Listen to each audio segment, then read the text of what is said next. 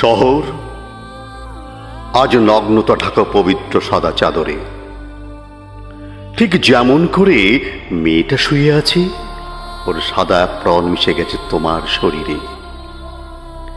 মেয়েটার গলায় আজ স্টেথো নেই, হাতে সিরিঞ্জ নেই, ওর সাদা প্রাণ আজ হৃদয়ের সব রং মুছে দিয়ে রক্তের রং মেখে নিয়েছে, পড়ে আছে পথের ধারে। একটার পর একটা কঠিন পরীক্ষায় সফল হতে হতে মেয়েটা যেদিন মফস্বল থেকে চলে এলো, নামি হাসপাতালের করিডোরে স্টেথো হাতে বিদ্যুতের ঝলকে হেঁটে গেল। দূর থেকে ওর মা যেন শুনতে পেত ওর সেই ছোট্ট পায়ের আলতো ধ্বনি, নুপুরের আদুরে শব্দ। গলা জড়িয়ে কবে যে বলেছিল, মা দেখো আমিও একদিন ঠিক। বাকিটা মার মনে করতে চান না। আকাশের তারার দিকে চেয়ে হয়তো বলে ফেলেন, শুনলে তো ওই একরত্তির ছোট্ট মেয়ের কথা, সাক্ষী রইলে তো তোমরা। তারার আলোর ছোটা গড়িয়ে নামে বাবার মুখে। বাবার মুখে একটাই কথা, পারলি রে মা, তুই পারলি, তুই তোর কথা রাখতে পারলি।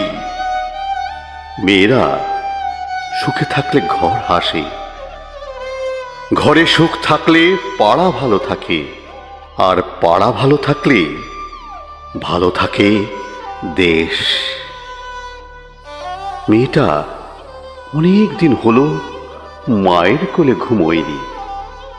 সারা রাত ডিউটি করে হয়তো ঘুম পেয়েছিল, মায়ের আঁচল হয়তো খুঁজেও ছিল, কিন্তু মা তখন অনেক অনেক দূরে। একটা ভয়ঙ্কর রাত সব কিছু এলোমেলো করে দিল। পিশাচের এক একটা ছোবল মেয়েটাকে লাশ বানিয়ে দিল। নিয়ে চলে গেল সুদূর আকাশে, তারাদের ঠিকানায়। সেখান থেকে আর ফেরা যায়নি, আর ফেরা যায় না।